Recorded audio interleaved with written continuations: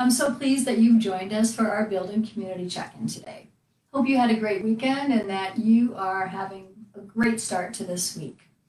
I'm Sharon Knight from Hope Communities, which is a nonprofit that has been supporting some of the most vulnerable families in Denver for 40 years with housing, programs, and resource navigation. In fact, we just had our anniversary celebration last week. So it's been really great work over these many years. We started these shows because part of our mission has always been to build community, and we knew that during quarantine, so many people would feel isolated.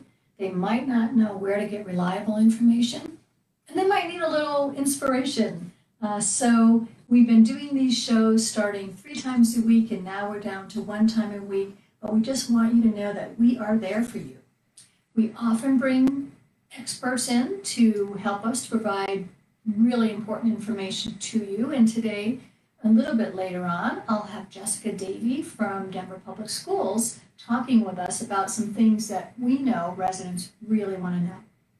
So I understand that some people are watching this as we launch the video, but many other people watch it later.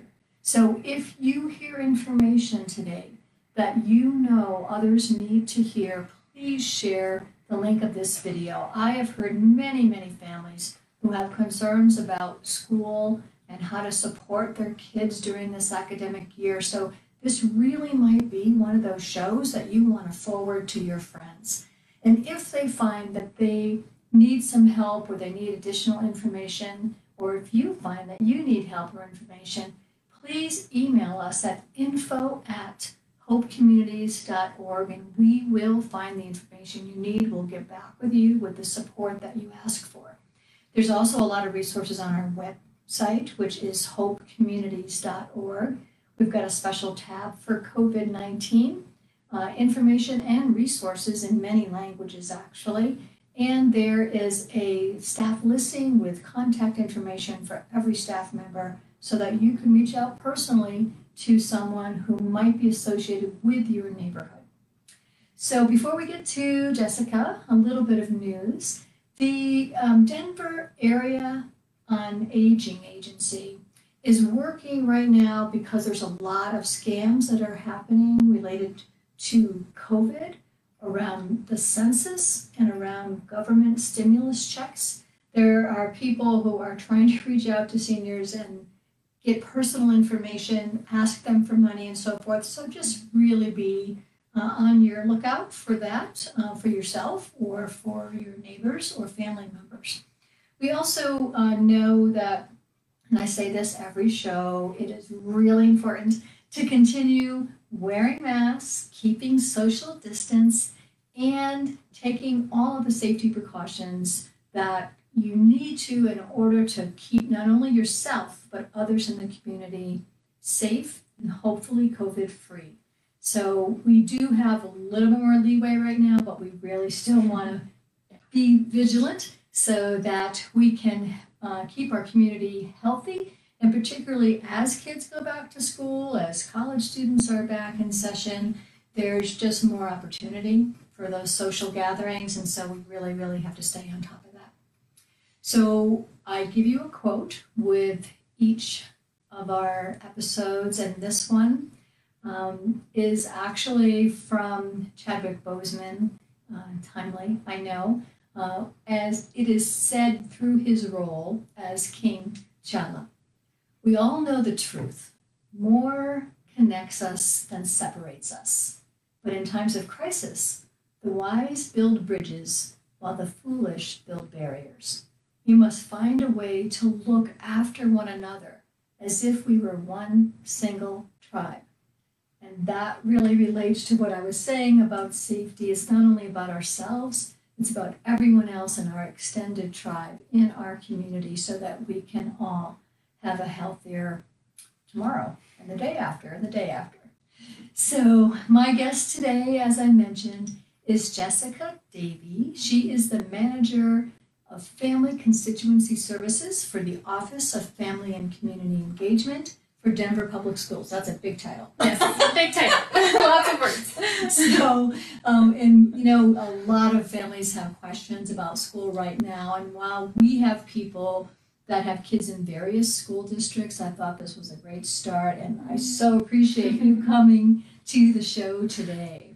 So I'm going to ask Jessica several questions about what parents might need to know to help them get through this pandemic time and homeschooling, or when they finally get kids back into a school building. But I'm going to start, Jessica, by saying, can you just explain what your position in your office is like in normal times? Yes. And how that might have changed? Yes. And I'm so excited to be here. So thank you so much for having me. I am the manager of the Family Constituency Team with Denver Public Schools, and that is part of the Office of Family and Community Engagement. So our position, there are 6 specialists on the team, so 7 total, including me. And what the specialists do during normal times and now is that our Family and Community Helpline is a number that's available to all families, community members, students, and I'll give that number a couple times throughout this because it is such a great resource for families. And so the specialists do run the Family and Community Helpline that you can call in to access resources, information, really any general questions you may have. You can call into our helpline and we'll make sure to get you connected to the right resource.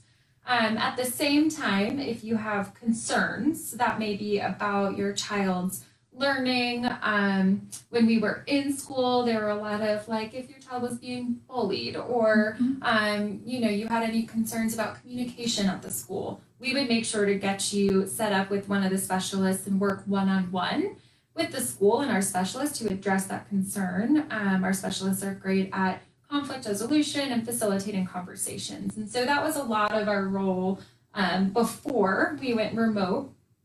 Now, as you can imagine, there are a ton of questions. There's a lot changing daily. And so our helpline has been a really wonderful resource for families. And right now we're getting a lot of calls on the helpline, about 4 times more calls a week than our usual number. So that has definitely changed a little bit and shifted that our helpline has just become such an important resource for families.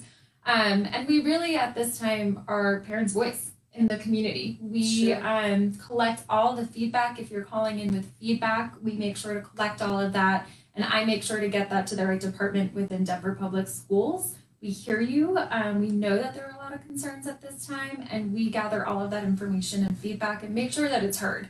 And we definitely, as the Office of Family and Community Engagement, are here to engage and support our families and know that there's a lot. It's your student, it's your child, it's your family in the school. So we want to make sure that your voice is heard, and our office definitely makes sure to do that. And it's a big district, and so there's lots of people, and help navigating that is so great. Yeah, and we don't know everything, but we will find out. So if you call us and we don't know the answer, we'll take your name and number, and we'll get back to you. And we always find the answer. We won't give you false information.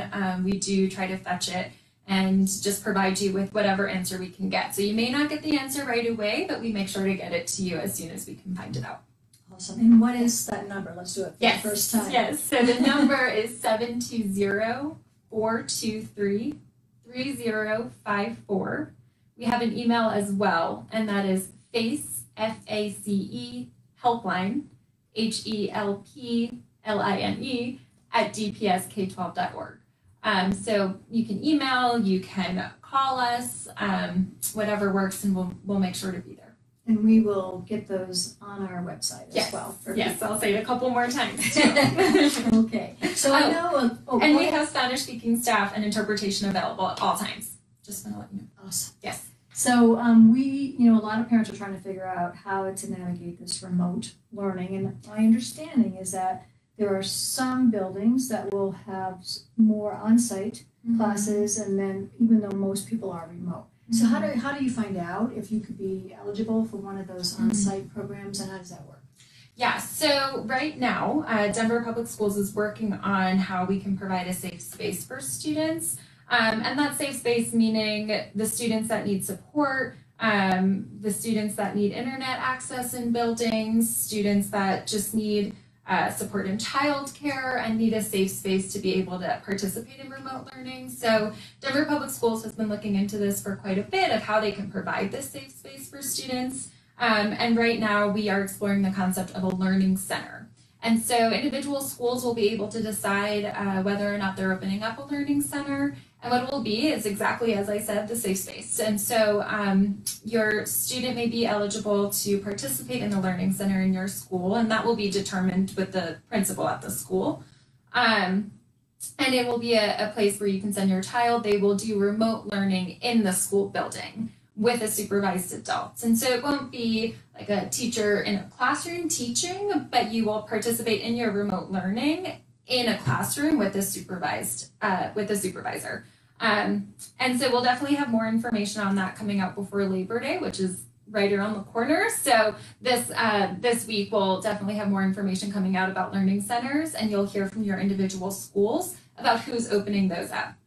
And I'll give more information later on as well, but there's Discovery Link, which is providing childcare right now for students 5 through 12 years old. And that's from 8 a.m. to 12 p.m. And I'll provide more information on that. And then there are some rec centers. So rec centers have opened up their doors. I think there's about 3 or 4 that I have heard of in Denver. Some of them may be full at this point, but registration is definitely open for a couple of those. And so we'll provide that information as well for which rec centers have learning centers already open. And I believe they call them learning labs, but same concept. Mm-hmm. So if somebody knows already that they want to do this, should they just reach out to their principal then? Yes. Okay. So they, like I said, they should be hearing this week before Labor Day. They're trying to get everything situated with the learning center idea in the schools, and principals will be the one communicating to their school families about whether or not they're opening that up. And then the parents can speak with the building leader directly if they want that opportunity. And if a learning center opens up at a school, will they have bus transportation? Or Unfortunately, no. Okay. And I know that's a huge barrier for some. And so there won't be transportation to the school to participate in the learning centers, nor is there transportation for Discovery Link, unfortunately. But you can call our office, and like I said, there are some rec centers, there are some other resources that we've been trying to, find for families that may be close by. So definitely let us know if that's a huge barrier, and we'll work to see if there's something else that we can find. Great. Yeah. So I know the schools are trying to get Chromebooks to each student. Yes. But there still have been some lapses, and some students haven't had them yet. Can you explain what every family should do if their child does not have a Chromebook? Yes, and it has been such an adventure with Chromebooks, and I know that during when we went on extended spring break last spring, it was the district handing out laptops, Chromebooks, doing the distributions, and it was those larger distributions. This coming year, for this school year, the distributions are now through your individual school. And so if you don't have a Chromebook, we did just get 3,000 in this week. Yes, and so there was a little shortage there for a little bit, but we got that shipment in this week, and we have more ordered. So there's still some more coming in. So students should definitely have a Chromebook. If you don't have one, the principal at the school is the one who's requesting those through the district. And so let your principal know. They fill out a form, they get that if they don't already have one at the school for you. And the district will make sure to provide that to the school, and you'll have a Chromebook. The same thing is for hotspots. We just got a new shipment in this week, so we have more that just came in. So that is also requested at the individual school. You just let your teacher or principal know that you need one, and they'll go ahead and go through that process to request one, and we'll get that to you as soon as we can. But definitely want to make sure that all students have the Chromebook and hotspot and access. We know how important access to internet is right now, and so just let your building leader know. So it could be one Chromebook per student, but one hotspot per family, if needed? Yes, I believe that's correct. But every student should have a Chromebook. Okay, and what if a family doesn't yet have internet service? Is there any support for that? Yeah, and so they could request the hotspot. So you definitely can request that hotspot through your school. Schools do have someone called a school tech resource partner. So every school has a designated person at the school who helps with that technology piece. We know that there's a ton of questions right now on internet and getting your laptop set up. I know that I sometimes need assistance on the computer, so there's a lot that you need to learn. And the school tech resource partner is there for that, exactly. And so if you don't have internet, if you need help logging into your computer, please let your principal know. That way they can then connect you with the school resource partner who can help you make sure that you have everything you need to log on.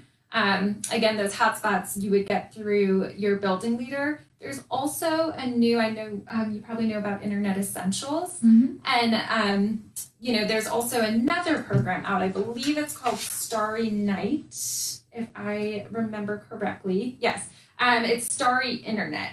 So that's in addition to Internet Essentials. It's just another option out there. Also affordable for families, and they have a website that I can provide so parents and families can access that as well. So really right now the options are we have Internet Essentials, hotspots, and then this new one is Starry Internet.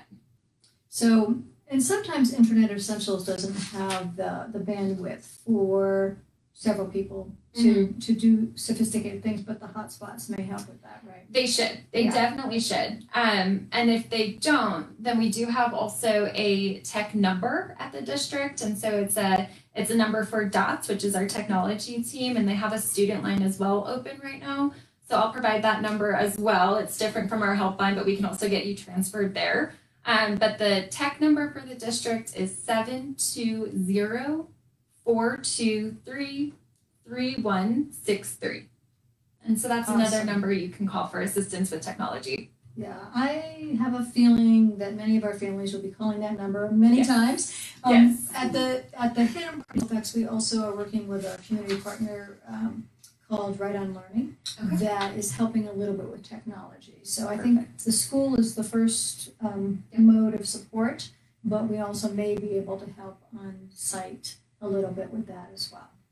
So we want people to be successful for sure. Yes. So some of our families at the East Colfax site don't have really strong English language, and the kids who are so smart and they learn English so quickly still may not have full capacity. It almost feels like there's a special need for those students. Is the school district thinking of anything for them? Yeah, definitely. And I am going to read some things because I do have a lot of information about this. And so the ELA department has set up a lot of resources and has worked with the schools. And so they have said that your school is the best resource for a family or student. Teachers are there to help. So we always recommend talking to your children to be their own advocate and speak with their teachers if needed. Encourage them to ask questions if they don't feel comfortable, which I'm sure a lot of students don't feel comfortable asking questions. Many teachers are hosting office hours, and so be sure to ask about those office hours. All teachers within Denver Public Schools have access to interpretation over the phone, and so you can definitely ask for that extra help during that office hour time. Families can join the office hours as well, so it doesn't just have to be the student. A family can set up time with the teacher as well. Inside the classrooms, there are dedicated English language development, so ELDs, just like when students were in person. So teachers are trained in language techniques to help provide ELLs with additional language supports, especially in content areas like math or where students may need that extra support. So teachers are using visuals, models, sentence stems to help bridge. And then additionally, there are resources available in multiple languages to help families access and navigate learning management systems. Right now we're using Seesaw and Schoology, which I know can be confusing for some families. DPS does have resources available in multiple languages that can be accessed through our website. You can call our number and we'll be sure to get those resources to you. But we have a whole drive of resources in other languages. That's awesome. Yeah, I also forgot to mention before that there is something called FACE University that another department in our Family and Community Engagement department is working on. So I just want to mention that is going to be an amazing resource for families. What that includes is it's a Family Leadership Institute, and this will be offered in multiple languages as well via Zoom. And so they're hosting 4 live virtual trainings on important topics on how you can support your students at home in virtual learning. So those should be starting in September. We don't have an exact date yet, but those Zoom calls will have access to interpretation to other languages. And like I said, it's how you can support your students, knowing that this is new for all adults as well. And you may want some resources as well. And so you learn new tools on how to support your students. You learn more about how virtual learning is working. And there were 4 Zoom sessions for that. And then Face University is also providing up-to-date videos. So at the beginning of each month, they're going to post tips and videos on that continued support and education in remote learning.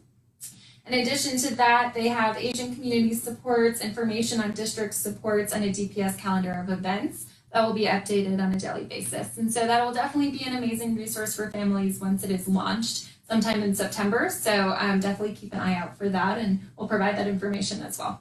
There's a lot of resources on the school website. I mean, I've gone onto the district website. There's many things there. Yeah, I love some of the learning activities that are posted there. Yeah. So some of the teachers have come up with some cool stuff. Yes. So I'm assuming that most parents have already signed on to the portal, but if someone's starting from absolute scratch, they have to first get an email address, and they have to log on, and they have to have their student ID to do that, right? So those are the primary things that they need. Yes, and if you don't know your student's student ID, you can call our office. We can definitely look that up for you. We do just need to ask clarifying questions, of course, to make sure that we're providing information to the guardian of the student. So we would ask some questions, but we can provide you with that student ID as well if you're trying to log on and you need support with that. So definitely something that we can help with. Okay, and I know you have teacher office hours. Has the school district been able to mobilize like tutors or mentors or coaches or something as well? Yes, and so I do have some more information about that as well. So Google actually has a free read and write feature that allows for translations in voice to text. And so a lot of schools I know are using that as a resource. There is, like I said, interpretation services. And then there are ESL classes through Emily Griffith, which I'm sure a lot of people know about. But in addition to that, our FACE centers are an amazing resource for families. It's our Family and Community Engagement Centers. There's one located in the far northeast area at John M. S. Elementary, and one located in the southwest area at Johnson Elementary School. They're offering a ton of support to families right now, GED support, ESL. They have resources for rental assistance, energy assistance, the energy outreach program, really amazing stuff going on there. So definitely reach out to them as well, and I can provide that number later on. But we're going to have a lot of numbers. We'll have a lot of numbers, a lot of lists. Yes. And the Denver Public Library is also offering a lot of support for families. And so between the schools and the FACE centers and some district, other partners that we're working with, you can always call our line and we'll make sure to get you connected to who it is that you're needing to connect with. And I know that Emily Griffith and Project Worthmore are both still working on ESL classes, and they're doing that remotely through Zoom. So one of the things that we may be doing more on our property sites is to teach people how to use Zoom. Yep. Yeah, because not everybody before this time has really used that. Yeah, and that's our FACE centers are doing that as well. So everything is on Zoom. So great point. You need that assistance to learn Zoom. But you can always also call that tech line that I mentioned before, or let your building leader know, and they can get you connected with that school tech resource partner to make sure that you're set up on the computer. I also want to add that the ELA department with DPS did have a town hall. I think it was a week or two ago, and they just had families log on in the ELA department just to ask some questions and get some questions answered. And so that was recorded, and you can watch that on, you can find it on the DPS website in the ELA department, and you can just watch the recorded session. So it's really just Q&A coming from families. That could be beneficial to watch with some questions that you may have. And ELA is English Language Acquisition? Yes, thank you. Yeah. Okay. So you touched on this earlier, but for the families who use the schools for childcare, they're going to be scrambling right now. Some people are out of work, but some people are really trying to go back to work. So what kind of assistance can they get? Yeah, so Discovery Link, as some of you may know, has always been our before and after school programming. Some schools did use other programming, such as YMCA in schools, and that was all run through our ELKS program, which is extended learning with DPS. Currently, Discovery Link does still offer childcare for families. The registration is open now. So registration is for September 8th until October 16th right now. So come October 16th, we'll reassess and reevaluate and have more information before that point. But currently, registration is open for that time period. Like I said before, it is for ages 5 through 12. So there is that cutoff. And it is from 8 a.m. to 12 p.m. every day. So it is childcare. It's in a supervised room where children can do their remote learning from 8 to 12 every day. And if you need to ask questions about it, I do have an email address as well. And that is going to be discovery_link@dpsk12.org. Awesome. So, a lot of our kids had free lunch. Yes. So I know at the end of the school year, the school was delivering lunches and actually some breakfast goods as well. Yeah. So are you doing that now? Yes. Yep. And this information is all on the website. It did change recently. Over the summer, they had multiple delivery sites, distribution sites. The food was open to anyone, non-DPS families. And so some of that has shifted with the beginning of this new school year. Breakfast meals are still no charge for all DPS students, and all of the distribution and delivery sites for those are on the DPS website under food. And so you can still look up all those sites, and the breakfast remains no charge. Lunch may be free for DPS students if the family qualifies to receive subsidized meals. And if not, you can still receive the lunch. It just may be charged if you don't work that out. So definitely fill out the free reduced lunch application. That way you can get that free lunch as well. So that's for DPS students. However, let's see. There's also the meal delivery. So there's the weekday meal delivery. Yellow school buses are stopping at each site for 20 minutes. And again, those sites are on the DPS website. So that's just in addition to the food distribution sites. So there's still those distribution sites, but also delivery now that's on a yellow school bus and is able to access more parts of Denver. And so there's just multiple sites, and hopefully some are near your house. That way you can access those free meals. Adults may pick up meals for students. You just need the student ID, student name, and the school name. So you can pick up a meal at any site. Your student doesn't have to attend the school where you pick up a meal, but if the adult is picking it up, you just need to have that information with you. And again, it's free. Breakfast is free for all DPS students, and lunch is free if you receive free reduced lunch that's subsidized. And then they are available still for non-DPS students, but just at a small cost.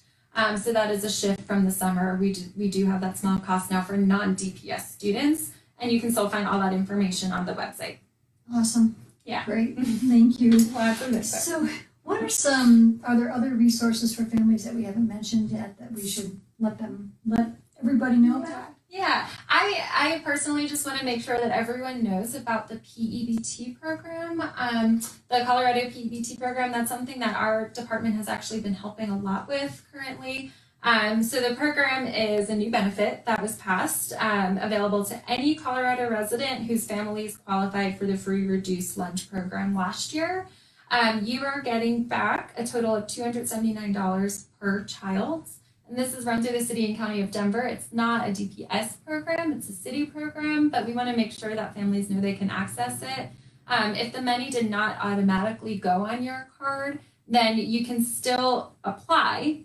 You can apply for those benefits. Something that our office in particular has been helping out a lot with is on the application, you'll notice there's a state ID. It's an SAS ID number. And a lot of families don't know that number because why would you? And so our office can look that up for you. So we've been getting a ton of calls assisting families with that application. And I just want to make sure that everyone knows that that is a resource to the city. Please access it. It's amazing. $279 per child. That'd be great. Yeah. So give us a call. Again, I'll give you that number right now, but that is 720 423-3054. We can help you with that application. We can help you find that state ID number. We can assist you in finding any resource for your family. And I just want to let you know, even if it is still that you're having a concern with your school, if you have a hard time communicating, if you can't get in touch with someone, those are all things that our office can assist with. And so we can help with that, bridge that communication. We can liaise so we can make sure that you have the resources you need. Really, all of this information that I provided, our office can provide over the phone as well. We have the Spanish speaking, the interpretation available. So just always reach out with any question and we'll make sure to connect you. Wow. Great information. Thank you so much for coming today. This is awesome. Thank you. I bet you're going to get a lot of calls. Good. Call us. We're ready. Okay, awesome. Well, as part of every Facebook show, we have been doing a book review as well. And we have someone from our community, a volunteer or staff, who reviews a book that they like. And we know a lot of people have more time for reading and they're spending that time exploring different types of books. So we're trying to make that easier for folks. Yeah. And we try to find books that are downloadable from the Denver Public Library. I keep saying this and I haven't gotten takers yet, but anybody who wants to do a book review, reach out to me. I'd be happy to work with you on that. That's great. Today's book review is on The Language of Flowers, which is by Vanessa Diffenbaugh.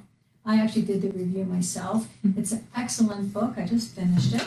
It focuses on a young woman named Victoria Jones, who was raised in the foster care system. She experienced a really tough upbringing in life. One of her foster parents, though, was this really cool woman that they seemed to really connect with. Didn't last long, but they were a great connection. And when she was there, she learned about the language of flowers, which really is equating different flowers with different meanings, and oftentimes, way in the past in Victorian time, it was used to communicate. So when we meet Victoria, she is 18 years old.